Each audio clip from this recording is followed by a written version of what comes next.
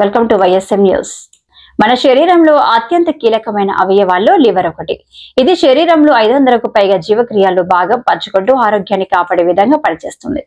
రక్తాన్ని శుద్ధి చేయడం, టాక్సిన్లను బయటకు పంపడం, ఆహారాన్ని జీర్ణించేందుకు అవసరమైన పైత్య రసాన్ని ఉత్పత్తి చేయడం లాంటి ముఖ్యమైన పనులను లివర్ చేస్తుంది. అయితే మన ఆహారపు అలవాట్లు, జీవన శైలి, మందుల వినియోగం వంటి కారణాల వల్ల లివర్ పై తీవ్రమైన ప్రభావం పడుతుంది. ప్రధానంగా మద్యం ఎక్కువగా సేవించడం లివర్ కు పెద్ద ముప్పు.